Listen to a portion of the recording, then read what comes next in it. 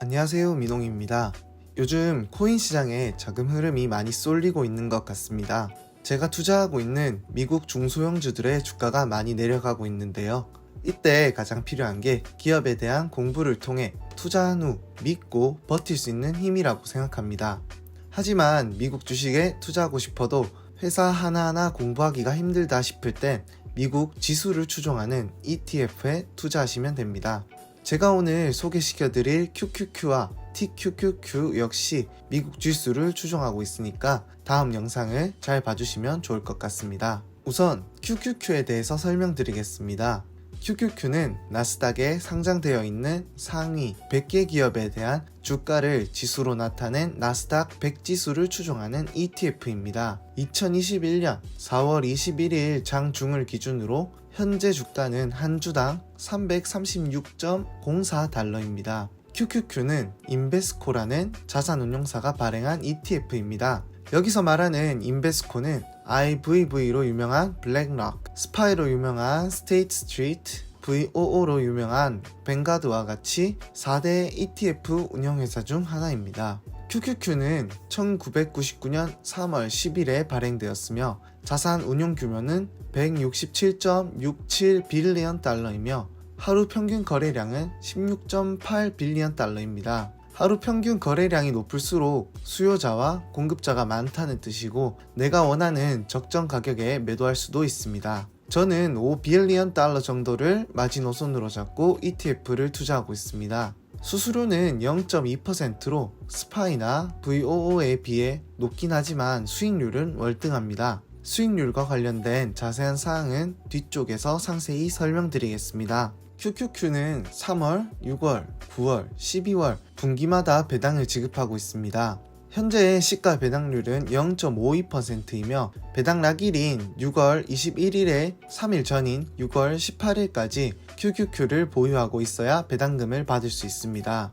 QQQ는 나스닥 100 지수를 추종하고 있다고 앞서 말씀드렸는데요. 섹터별로 비중을 살펴보면 애플, 마이크로소프트, 엔비디아 같은 IT 기업들의 비중이 47.9%를 차지하고 있어 거의 절반 정도를 비중을 차지하고 있다고 보면 될 것 같습니다. 다음으로는 커뮤니케이션 서비스 섹터로 19.24%의 비중을 차지하고 있습니다. 보통 인터넷, 통신 서비스 등의 서비스를 제공하는 회사들로 페이스북, 구글, 넷플릭스 등이 여기에 해당합니다. 그 다음은 경기 민감주들인데요.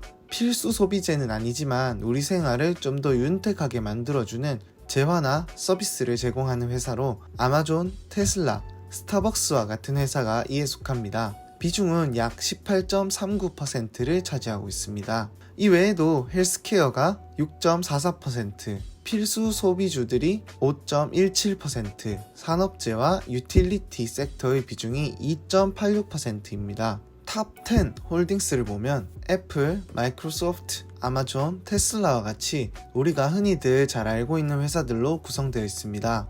애플이 12.25%로 가장 높으며 그 뒤를 마이크로소프트, 아마존, 테슬라 순으로 비중이 되어 있으며 QQQ에서 상위 10개 회사의 비중이 51.25%를 차지합니다. ETF에 투자할 때의 장점은 테슬라나 아마존과 같이 한 주당 가격이 높은 경우에 QQQ라는 회사를 통해서 간접 투자를 할 수 있다는 것입니다. 예를 들어 테슬라의 매출이 올라가서 주가가 상승한다면 QQQ의 주가에도 영향을 미칩니다. 이건 구글이나 애플, 페이스북 모두에 해당하는 경우입니다. 제가 QQQ와 스파이의 1년, 3년 주가 차트를 가져와 봤습니다.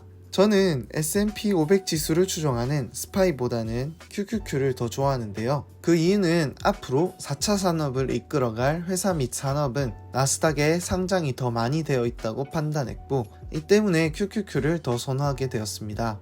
당장 주가 차트만 봐도 1년 전에 비해서 QQQ가 57%, 스파이가 47%의 수익률을 기록하였으며 3년을 기준으로 보면 QQQ는 108%, 스파이는 61% 주가가 올랐습니다. 앞으로 최소 3년에서 5년까지는 QQQ의 성적이 더 좋지 않을까 조심스레 예측해봅니다. 다음으로 소개시켜드릴 종목은 TQQQ입니다. QQQ는 나스닥 100 지수를 추종하는 ETF라고 볼 때 TQQQ는 나스닥 100 지수를 3배 추종하는 레버리지 상품입니다. 예를 들어 QQQ의 주가가 1% 상승할 때 TQQQ의 주가는 3% 상승하는 그런 느낌으로 받아들이시면 좋을 것 같습니다. 프로쉐어스라는 운용사에서 발행하였으며 수수료는 0.95%로 조금 비싼 감이 없지 않아 있는 것 같습니다. TQQQ의 3년 주가 차트를 가져와 봤습니다. QQQ의 수익률이 108%임을 감안할 때 TQQQ의 수익률이 313%입니다.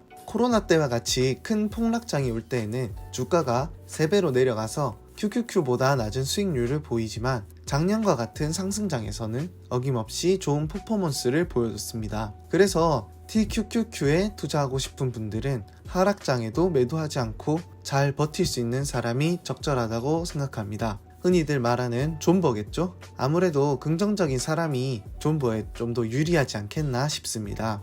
TQQQ의 또 다른 단점은 횡보장에서 주가가 하락할 수도 있습니다.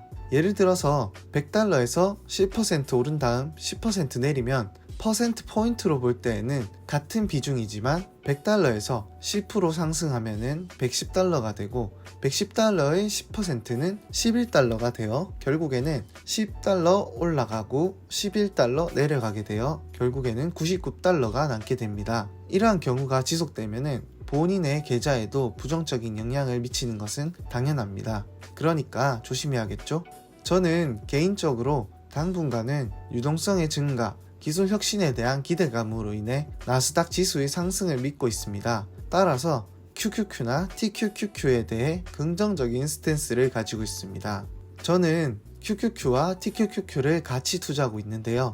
이 방법은 블로그 이웃님이신 블랙십 월님께서 알려주신 투자 방법입니다.